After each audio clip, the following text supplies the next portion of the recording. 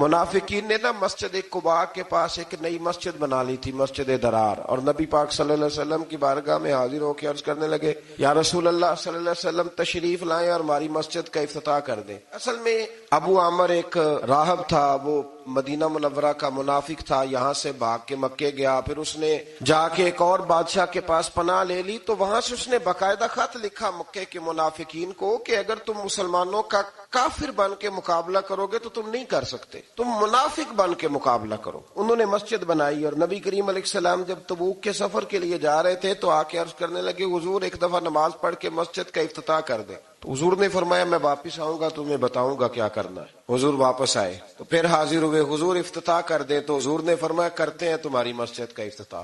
حضور نے مولا علی رضی اللہ تعالیٰ عنہ اور کچھ اور صحابہ کی ڈیوٹی لگائی، کہا ذرا مسجد کا افتتاح تو کرو۔ وہ افتتاح کرنے گئے تو پہلے مسجد کو گرایا، پھر اس کی بنیادوں کو اکھیڑا، اور پھر اس کی بنیادوں کے اندر آگ جلائی۔ فرمایا یہ مسجد نہیں، یہ مسجد درار ہے، تفریق ڈالنے کے لیے بنائی۔ اللہ کریم نے 4 مقصد قرآن مجید میں اس مسجد کے بنانے کے بیان فرمائے۔ فرمایا 4 وجہ سے بنائی گئی۔ پہلا مقصد یہ مسلمانوں کو تکلیف دینے کے لیے بنائی گئی، اور دوسرا مقصد یہ کفر کرنے کے لیے بنائی گئی، اور تیسرا مقصد اہل ایمان کے درمیان تفرقہ ڈالنے کے لیے بنائی گئی، فرقہ واریت کے لیے، اور چوتھا مقصد اللہ اور اس کے رسول صلی اللہ علیہ وسلم سے جنگ کرنے والوں کے لیے سازشوں کا مرکز بنایا گیا۔ کچھ مسلمان بڑے پریشان ہیں آج کل بھی، وہ یہ کہتے ہیں کہ جناب ہر جگہ اذان ہے، ہر جگہ قرآن ہے، ہر جگہ نماز ہے، ہم کدھر جائیں؟ آپ الحمد سے لے کر والناس تک سارا قرآن پڑھ لیں۔ نہ کسی منافق کو مسجد سے اختلاف تھا، نہ قرآن پاک سے اختلاف تھا، نہ کسی منافق کو نماز سے اختلاف تھا، نہ بیت اللہ سے اختلاف تھا۔ منافق کو اگر تکلیف تھی تو نبی پاک کی عظمت اور شان کی تکلیف تھی۔ وہ ایک درویش تھے، انہیں حضرت مسکی کہا جاتا تھا، خوشبو ہی بڑی آتی تھی، خوشبو والا بابا مشہور ہو گیا۔ تو لوگ پوچھتے کون سی خوشبو لگاتے ہیں؟ فرمایا چھوڑو۔ جب لوگ بڑے اکٹھے ہوئے تو بابا جی کہنے لگے میری جوانی کا واقعہ، میں سونا بڑا تھا، کپڑے کی دکان پہ کام کرتا تھا، ایک عورت کپڑا لینے آئی تو اس کی نیت مجھ پر خراب ہو گئی، امیر عورت تھی، کسی طریقے مجھے گھر بلا لیا اور دروازے بند کر کے تو میرے ساتھ منہ کالا کرنا چاہتی تھی۔ میں نے پورا زور لگایا، جو حربے وہ استعمال کر سکتی تھی اس نے کیے۔ شیخ فرمانے لگے کہ جب چاروں جانب میں سمجھ گیا کہ یہ چھوڑے گی نہیں تو میں نے اسے کہا مجھے پیشاب آیا ہے، پخانہ کرنا ہے۔ واش روم میں گیا تو پخانہ کر کے میں نے اپنے جسم پہ مل لیا۔ اس کی طرف آیا تو کہنے لگی تو پاگل ہے، اتنا گندا بندہ، نکالو اسے گھر سے باہر۔ کہتے ہیں میں نے پلٹ کے دیکھا اس کی طرف، میں نے کہا کمال ہے نا، میرا تو جسم گندا ہے، تیرا تو دماغ گندا ہے۔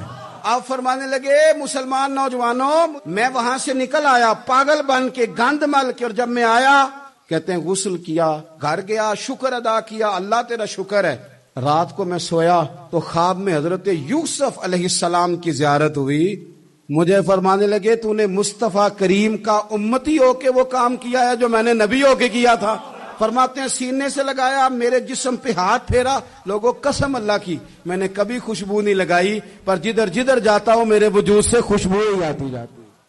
آج آپ ایک ڈاکٹر کے پاس دوائی لینے جائیں، دوسرے کے پاس جائیں تو کہتا ہے اس کو تو پتہ ہی کوئی نہیں۔ ایک انجینئر سے آپ کو چیز ڈیزائن کریں، دوسرے کو دکھائیں تو کہتا ہے اسے تو پتہ ہی کوئی نہیں کسی چیز۔ مذاق بنایا ہوا ہے۔ آپ دوسرے کا مقام سمجھیں، وہ بھی ڈاکٹر ہے، آپ کسی اور کی بات کو بھی لیں، اس کے اندر بھی کوئی مرتبہ ہے۔ یہ کون سی دنیا ہے جس میں کوئی شے نہیں، بس میں ہی ہوں؟ اور سنو نا یار، یہ میرے نبی پاک کی شان ہے کہ کائنات میں نبیوں کے امام رسول پاک ہیں۔ اور کسی نے حضور سے کہا یا خیر البریہ، حضور نے فرمایا مجھے نہ کہو، یہ تو حضرت ابراہیم کا لقب ہے۔ ایک مقام پہ کہا میری اور جناب موسیٰ کی شان کا مقابلہ اس طرح نہ کرانا کہ حضرت موسیٰ کی شان گویا گھٹے۔ رسول پاک نے حضرت عیسیٰ کا مرتبہ بیان کیا، جناب یوسف کا مرتبہ بیان کیا، حضرت صدیق کی شان بیان کی، سیدنا فاروق کی عظمت بیان کی، حضرت عثمان کو حیا والا کہا، مولا علی کی عظمتیں بیان کی، نبی کریم علیہ السلام نے جناب عمار ابن یاسر کی شان بیان کی، ابو عبیدہ بن جراح کو امین امت کہا۔ اور کریم نے فرمایا بلال کیا عمل کرتے ہو؟ یا رسول اللہ کیا ہوا؟ فرمایا میں نے تو معراج کی رات جنت میں بھی تمہارے چلنے کی آواز سنی ہے۔ نبی پاک تو عظمتیں دیتے، دوسروں کا مقام و مرتبہ سب سے بڑے ہو کر حضور اگر دوسروں کی عظمت کا خیال رکھتے ہیں تو ہم ایک دوسرے کی عظمت کا کیوں خیال نہیں رکھتے؟ لوگ صحابہ کو برا کہتے ہیں اہل بیت کا نام لے کے، میں کہتا ہوں ہمیں تو اہل بیت سے پیار کرنا ہی صحابہ نے سکھایا ہے، انہوں نے بتایا ادب کیا ہے۔ امام حسین کالی سیاہ داڑھی تھی، کوئی بال سفید نہیں تھا. جناب ابو ہریرہ بوڑھے آدمی تھے، شاگردوں کا حلقہ تھا. جیسے آپ بیٹھے ہوئے ہیں سامنے تو میں واز کر رہا ہوں تو سامنے سے امام حسین تشریف لائے.